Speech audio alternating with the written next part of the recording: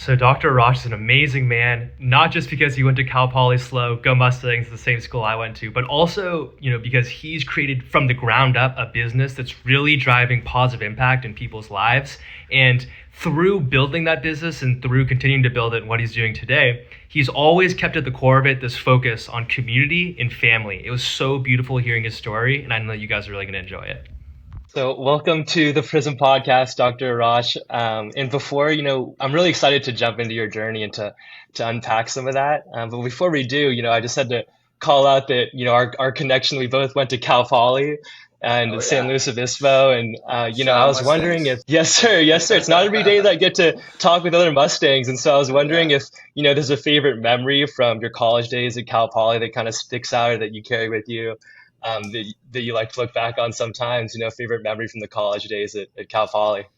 That's a great question and like excellent question. Like literally kind of caught me off guard a little bit there. I was not expecting. I thought we were going to talk about teeth and stuff like that. But no, I love the question. It's so good. It's very disarming.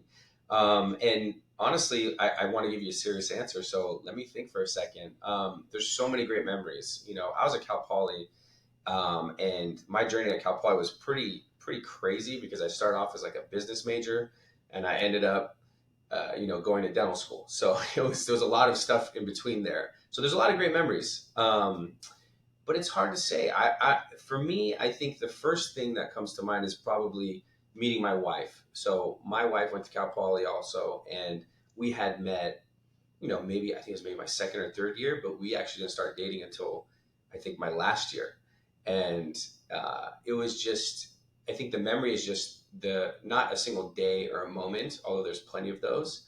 It's just the building of our relationship of that last year in school. And that last year of school, I'd say, is probably my best memories because it was kind of brought everything to fruition, all the work that I had done that the first. So I'm going to say something that might be a little throw people off a little bit, but I was a super duper senior. Okay, 6 years at Cal Poly. So my last year was the culmination of I was a five fifth year five too, so awesome years. hey, we're Let's in the go. All same right, boat. let's go. I think Cal Poly, most people are 5 years, right? So I took that Mhm. extra six. So I can get into that if needed. But yeah, I'd say that last year of school was awesome, where I met my wife and some of my best friends. So Yeah, I hear you. Likewise, SLO's a beautiful place. SLO's a beautiful place for sure. so underrated, like one of the Yeah. best places. Yeah, yeah. Well, that's awesome to hear. I mean, and I actually even want to, rewind the clock even further back, if possible, and kind of, or maybe it was during those college days, like you'd kind of mentioned, but like, what to the beginning of your journey, like what kind of first drew you into the world of dentistry and orthodontics? Like, was there a moment or like an experience, like when you were in your younger years, or maybe when you made that transition from business at Cal Poly, where you're like, hey, I want to go do this thing, and this is really calling me. Yeah. How did that whole No. journey come about? That's a great question, and honestly, Enzo, this might take up the entire podcast if I really get into all the details. But I'm just gonna start the story of how I became a dentist, and if at any point it's getting longer, maybe you can edit this in post, production. But it's a really long story because, like I said, I was a 6 year senior when I graduated, and like I went through a lot of how do you say transitions and changes of what I wanted to do, and so I didn't want to be a dentist when I was a kid. I didn't want to be a dentist when I started college. For me, I came to dentistry in a very serendipitous way. Um, I knew that it's more honestly the way I started was more kind of a thinking, how do I want my life to be, right? And working backwards. I knew that, so I worked a lot in high school. I worked pretty much all throughout high school. I had my first paper out when I was 11, selling newspapers on the corner of my, in my neighborhood. And, in high school, like I said, I worked at like McDonald's, Subway, went up to Safeway, ended up working like a desk job. Anyways, by the time I was ready to go to college, all I knew is that I wanted to kind of be the boss. Okay. I wanted to have control over my schedule. I wanted to work 6 days a week or 3 days a week or whatever. Right. And for me, it was kind of trying to figure out what type of profession is going to allow me that type of a lifestyle. Because to be honest, you're in your profession for 30, 40 years. Right. And, I feel like you got to enjoy it, and you want to enjoy everything you do. And I feel like if the lifestyle enables you to do things you enjoy and also what you're doing is enjoyable, then that's like a perfect harmony, right? And so um, I thought that going into Cal Poly as a business major, I'm going to learn how to run my own business. They're going to just give you all these ideas and like go figure it out, right? But no, really, it's like managerial accounting. How do I make so many Mm. widgets efficiently? How do you do this and that? And it's great. But for me, I just felt like it was setting me up to be a really good employee, right? And Mm. there's nothing wrong with that. I just was not for me. So then I was just kind of like, well, maybe I'm not meant to be a businessman, whatever. I'm gonna go explore music because I really liked playing the guitar and all these things. So I was like a music minor for a little while, and I was kind of into psychology, so I kind of took a couple of those classes. Anyways, long story short, I was basically kind of lost, just trying to figure out things that might work for me. And after about 3, 4 years, I met with my uncle, who's kind of like my older brother. So I'm the oldest in my family. It's me and my younger brother, who's 11 years younger than me, and then my Yeah. uncle, who's kind of like my older brother. And I remember going out and visiting him because he lived in the East Coast in Boston, Mm. and I spent, I think it was first it was a summer and then a winter break, right, and maybe 2 weeks, and just kind of talking with him and picking his brain because again he's a little older than me. What would he do differently? What are your thoughts? This is where I'm at, Unc. What do you have any guidance, right? And so he kind of told me. He said, "Hey, I have." He's like, "I don't know if you're interested in teeth, but I have some friends who are dentists, and they seem pretty happy, and they seem to have exactly what you're talking about—a good work-life balance." And so, going off kind of that recommendation from him, I just started shadowing dentists. I shadowed general dentists, I shadowed orthodontists, I shadowed oral surgeons. And, from there, kind of got an idea of, hey, this is what a day in the life of is like, right? So I shadowed them for maybe a Mm. week at a time each or something like that. So once I kind of shadowed those dentists, I kind of thought, okay, this sounds pretty cool. And to me, I'm the type of person that I need face to face interaction. I cannot be behind a computer all day. That's really hard for me. I don't know, maybe I have ADD or something, but it's really hard for me to sit behind a computer all day. My wife is excellent at that. I'm not. So for me, I like that human interaction part of it.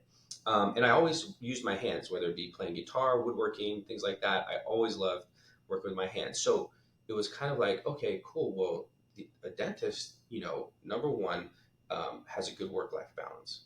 Number two, they're their own boss, which at the time you're only seeing the positive of that, in that, okay, I can dictate my schedule. Sometimes when you're your own boss, sometimes you can't take time off. Sometimes everything's on you, right? So there's pros and cons to that. But, anyways, uh, you know, having good work life balance, being your own boss, working with your hands, interacting with people day to day, right? All those things kind of started like making sense to me and just were really, really, I don't know, ringing true for me in terms of I just connected with it. I thought like this could definitely be something I could do, right? That I could see myself doing for a long time. But remember, I was a business major, and to be a Mm. dentist the prerequisites are completely different, right? I needed to take organic chemistry, general chemistry, biology, anatomy, all these things that are nothing to do with my existing major. So Mm. part of why I became a 6 year senior was because, like I said, it was kind of like middle of my third year, I think it was, where I started taking all these classes, which all these classes are 2 years in and of themselves, right? So, Yeah. anyways, took all the classes, started doing really good in the classes because I felt like I had a purpose and a goal and a vision. And from there, just really flourished and got into dental school and was again in dental school again very hungry and anxious to learn and excited to learn, kind of like a sponge. And so I did really good in dental school, and then same thing kind of came up. It's like, oh, do you think you want to specialize?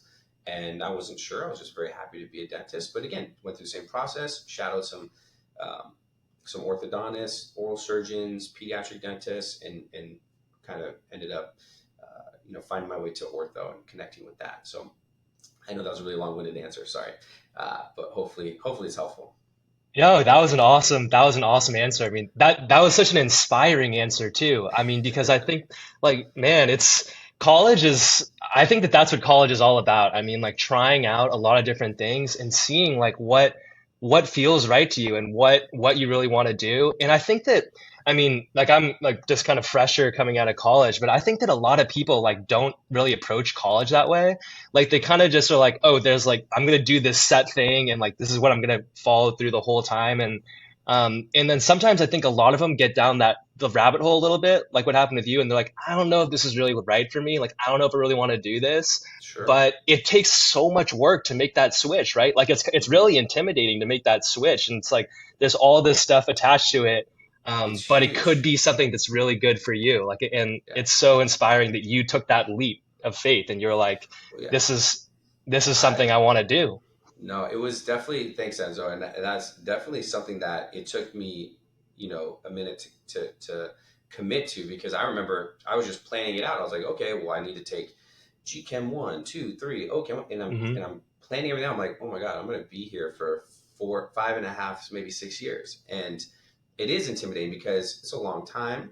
Your parents are helping you out, or maybe you have student loans, and so it's a leap of faith. But I always thought, I always kind of learned nothing good is easy, and so got to bite the bullet and do it. And man, am I grateful that I did that. And I think that's true for anybody.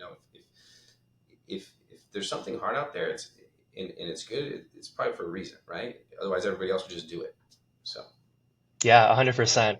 I think like another the hard thing too is it's like that's not what most people really do, right? It's kind of like against the grain to go and go, no, I'm not going to keep following this path. I'm not going to follow this set thing that all my friends are doing. They're all graduating in 4 years and they're all like, oh, I got this job or I'm going to move in here, and you're like you're still like figuring it out kind of, or you're going on this other thing that's going to take you longer, and all your friends have graduated. I mean, it's definitely intimidating, and so that's so cool. I mean, and the other thing that stuck out to me too, Dr. Rosh, was like the family element to it. I mean, that your uncle, you went to your uncle, and I mean, again, taking that work and that first step to go reach out to your uncle and be like, hey, I'm curious about this thing, or like I want some advice about this thing, and then also like meeting your wife at Cal Poly. I mean, yeah, it family. well, I mean, and yeah, it's so can awesome. you imagine? Like it literally, like it just felt like things were falling into place. It was literally like a miracle. Yeah, It's like, okay, well, now ever since I chose this path, like everything in life just became awesome. Whereas before it was kind of just middling, and you're just kind of stuck in just you're trying things, but nothing's really working. But it was crazy because literally, as soon as I decided, okay, this is what I'm going to do, boom, everything just kind of fell into place. So it yeah. was awesome. It's crazy how life works out like that. Yeah, it's so crazy. It's so crazy. I mean, it seems like families, I mean, like a really important part of your life. And I mean, I noticed like on your website you have beautiful pictures of your family Oh, up there. thank And I you. was wondering like how that how your family has like influenced or supported kind of like your like pursuits in your business and like moving forward, like how that's like it all has that influenced it at all in any other ways? I mean, um Yeah, yeah, with your uncle, I mean, that 100%. was a really powerful thing at first, Family, for sure. family to me is the most important thing in the world, because obviously they love you unconditionally, but I don't know if it's because of that, but they support you in whatever you do. And I owe everything to my family. I always say, starting with obviously my mom and dad, because they raised me. But my mom always, she's like the most inspirational person in my life, because, she really kind of let me fly in a way, right? Let me just kind of be who I am. And um, so I owe a lot of like who I am and the way I am to her. But then obviously, then when I met my wife, she was the person that encouraged me to start a practice from scratch in a town where there's already like 10 orthodontists. You know what I mean? Wow. So Yeah. she was so amazing, because she, believed in me, honestly, probably more than I did myself, to be honest. And so I owe a lot to her, because, I mean, I see the way she works and the way she does things, and that inspires me. So I don't know. I think your question. Sorry, I kind of got a little sidetracked, but I think your question was, how does family like influence you? Is that correct? Yeah. And, Yeah. and like, how's it driving and motivating? And to me, again, I think it's just because my family has had such an important impact on who I am, right? So I'm Persian, Mhm. I'm Iranian, and actually most of my family is in Iran. I have one aunt and one uncle in the States, and then it's, me and my mom and dad. So growing up, there wasn't a lot there, but the little family that we had, we were very tight and very close because, again, we didn't have anybody else, right? So to me, everything I learned, everything that has kind of influenced me came from family. And then so growing up, then when I got a little older, my parents took me to Iran, and I got to see my other side of family. And I realized, oh my gosh, I have all this other family in Iran that then I experienced their love and joy and just it was just like discovering this whole other honestly, just like discovering a whole nother family. And Hmm. in those summers that I would go to Iran, we did maybe 2-3 summers in a row, had a huge influence on me too, because you don't feel so alone and like nobody's there. It just was, that to me also had a very, very lasting impression, because a lot of that time was spent with my grandparents, who would take me around to Iran and show me a lot of the traditions and famous ancient cities and all the famous poets from Iran. So then you get a sense of like, oh, this is who I am and my nationality. Because to be fair, in America's a melting pot. It's fantastic. But me growing up, I think I was the only Persian kid in any of my classes until maybe dental Right, right. school. And then dental school, there was a ton of Persian, or college, I should say. Hmm. And so yeah, so that to me was really important, because the family gives you a sense of your character and who you are. And I think that's really important when you're trying to decide who do you want to be, right? You know who you Yeah. are to decide who you want to be when you grow up, right? And so family is super important to me. I can tell you another story where family, to me, shows how important family is to me. And that would be where, it was probably a business mistake, but a life Mm. lesson. So, you know, I don't know how familiar everybody is on the podcast with the business of dentistry and kind of where it's going, but dentistry seems to be more and more becoming more of like what we call a DSO model, where there's multiple practices, and it's going away from back in the day when it was more like a mom and pop spot. Like every dentist owned their practice, and that's just how it is. Nowadays, it's like many dentists owning multiple practices, many orthodontists also owning multiple practices, a lot of practices that are one-stop shops and all this stuff. And so it's becoming more and more rare where it's like one dentist, one practice, and that's it.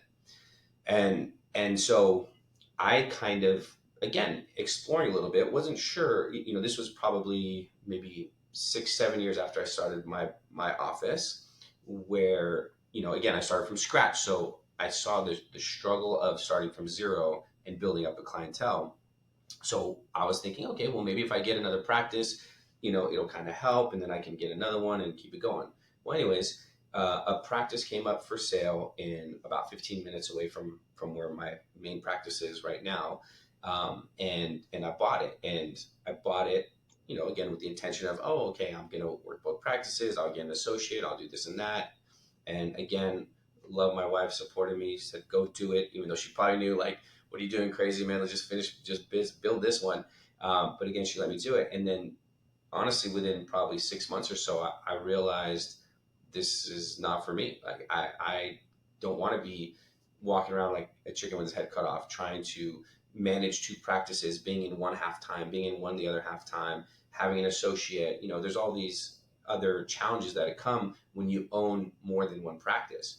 So to be honest, I got out of it after less than a year, and realizing, hey, this is not for me. I don't want to go through this. I want to have time. But why did I do that? A lot of it was because I was just kind of doing the math. I was like, okay, my kids at the time were, I think, 5 and 7, 5 and 8, somewhere around there. And I'm thinking, okay, well, it took, so, I don't know if you have kids yet, Enzo, but at some point you may have children.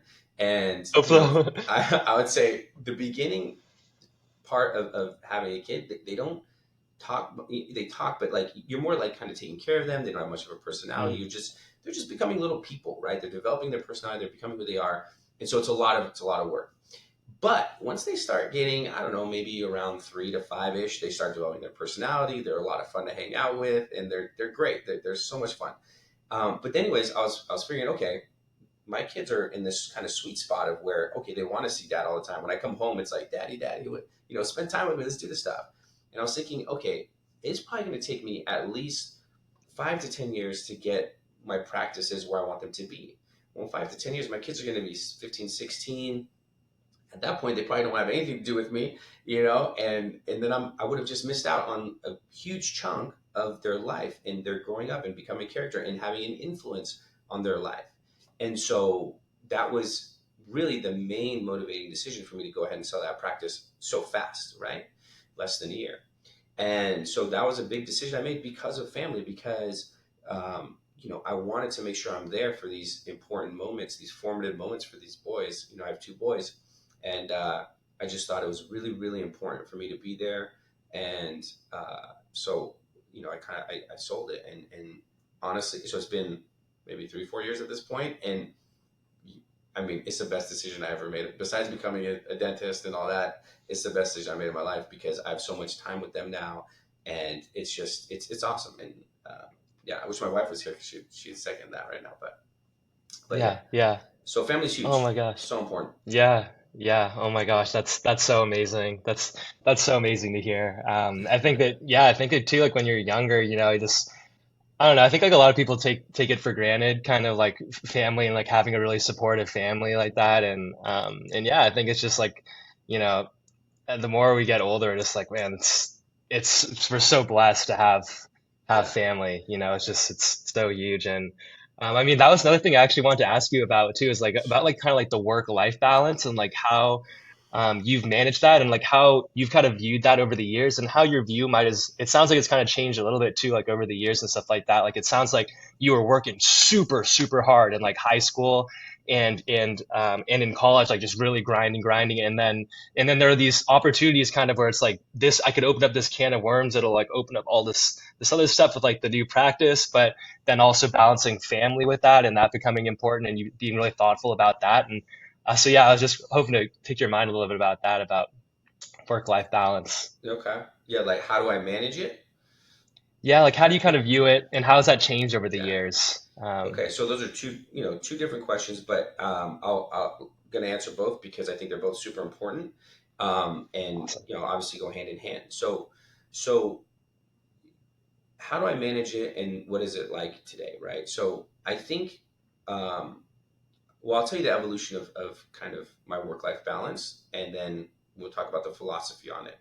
So work life balance, like you said, like did not exist for me when when I first kind of started out. It was grind from high school. Oh, you got to do good in high school so you can go to college. You got to do good in college so you can go to dental school. You got to do good in dental school so you can get into specialty and all this stuff.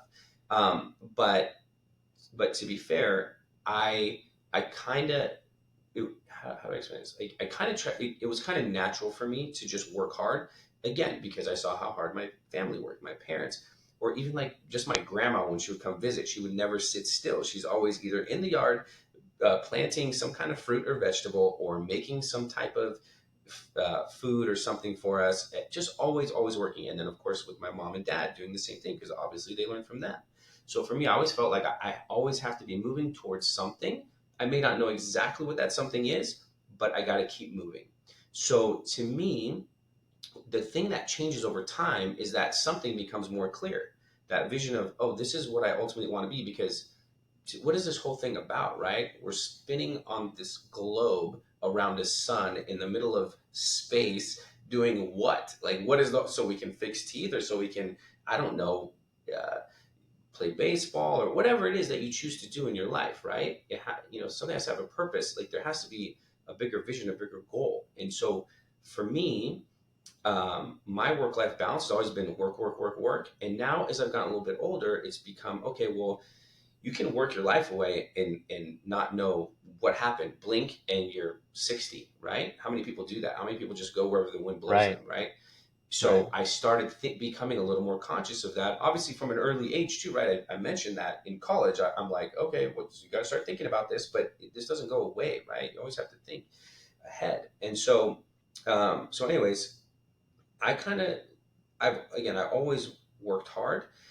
It's just defining what you want to work at. Okay. When you're Mm, young, you have to define your career because it's what's going to determine your lifestyle, right? So you have to work hard toward that. Once you're in your career, you have to work hard in your career. I don't care if you're in sales, if you're a computer scientist, if you're a podcaster, you're a dentist, you got to work hard, right?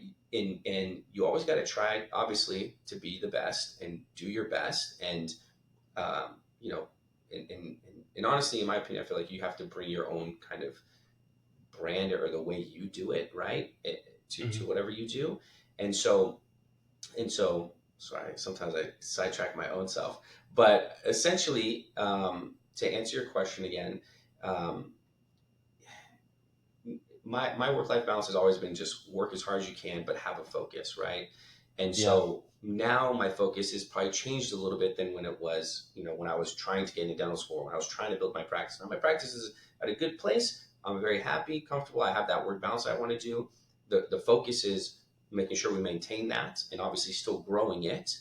But I also have other things I want to focus on, like my kids, obviously, my wife, my family, myself, right? And that's a big one. Is all those other things are dependent on you, right? So you got to take care of Yeah. yourself. And so my big thing right now is just trying to like be as healthy as possible, and Yeah. so that way you have a good mindset, and therefore you kind of, how do you say, your interactions with everybody, I feel like are a lot better when you're in a good place, right? So Right, right. uh, Yeah, yeah. Oh my gosh. Yeah, I mean, I feel like finding that, like focus and like that kind of like building a vision, like building your vision and kind of like just like identifying like what your North Star is and what you want to move towards, like what that is for you. Like just that in itself, I mean, it's so much to go and find that. And then afterwards you go and chase it. And I was yeah. wondering like with dentistry, like how did your kind of focus with orthodontics kind of come about, like when you were considering the different specialties, why was that? Could you tell me more about that? Yeah, absolutely. I mean, it was really hard because I'm not gonna lie, I really liked oral surgery, and I thought that would be what I want to do. I like the, I just really like how hands-on it is, and I loved anatomy. I did really well in anatomy. I just thought it was so fascinating. But ultimately, it came down to how I wanted to live, the next 30, 40 years of my life. And oral surgery is very cool. There's so many awesome things about it, but I just felt like maybe a lot of kind of what I was seeing wasn't what I want to do, right? I wasn't super excited about extracting wisdom teeth. I thought orthodontic surgery was really cool, but kind of what I heard was like it's not super common in private practice. Now that said, I'm sure you can specialize in orthodontics, but then again, I don't know if that's all I necessarily wanted to do. And so, you know, uh, also, I'm not gonna lie. I think the residency is, I believe, 6 years. And at that point, like I Mm, said, I was a super duper senior. Then I went to dental yeah. school. Then I went to specialty. My wife was like, "If you go to school for any more, I swear to God." So there's definitely some family stuff there too. Whereas ortho Sure. residency is like 2.5 years, right? And Yeah, ortho is yeah, awesome, right? It's still dentistry because you're using your hands. Patient demographic, they're a little younger, so they're kind of a little more playful, right? So you can kind of have fun a yeah. little bit with them, and that I think also kind of brings a little playfulness to you too. And yeah, so to me, it was just kind of the I guess the types of procedures and the again life going back to lifestyle. I felt. Yeah. Yeah, And still such like a beautiful way to make an impact on people's lives, right? And to change people's smiles and change their oh lives and yeah. how they Well, interact with people. I mean, so that's beautiful. I so mean, that's another big thing, is right. A lot of times people go yeah. to an oral surgeon, they see him one time, maybe one follow up, and that's it. My patients I Yeah. see for a year and a half to 2 years, we build a relationship. I see them downtown all the time. I see them at the gym. I see them at the grocery store, and it's cool. Some people don't want that, and so there's someone. So I live in the town where my office is in Sarah, California, and but some people don't live close to their practice, whatever. But I guess for me, I kind of like that. I think it's kind of fun seeing the patients around. So, anyways, you build a real sense of community, right? And I I didn't mention this, but I grew up in San Ramon. I went to high school here. My parents literally Hmm. live 5 minutes from me, and I live 2 minutes from my practice. So, being part of the community is really important to me. And so, I feel like with ortho, you build that relationship a little bit more with your patients. Yeah, yeah. Absolutely. That makes sense, 100%. Oh my gosh, thank you so much for doing this. I mean, one more Yeah, thing I just wanted to ask you as we wrap up sure. here, like what kind of, like what's kind of next? Like what are you most excited about next or coming in the future? I mean, I know you mentioned Yeah, you're in a season right now of focusing on your health and making sure that that's really good. And yeah. yeah, like what are you excited about for next is coming down the pipeline? I got way too many hobbies, man. There's so many things I love doing. I mean, I could probably list five off the top of my head, but it just depends. There's recreation and there's you know, I don't know if business is the right word, but that kind of stuff. So recreationally, I mean, I love golf. I love basketball. I'm in like a men's league, and I like to play golf a lot with my buddies, and so that's kind of like it's a hobby that I guess maybe take maybe a little too seriously, and so just getting better at those two sports. That's something I feel like for like my physical body that I really like because, and again, this is another podcast, but I feel like there's a big relationship between, um, you know, knowing your body and how it moves and what gets you to move in the right way Mhm. is huge. And so anyway, so physical things is like basketball, golf, trying to get into weightlifting, even though it's really hard for me. But again, just staying active.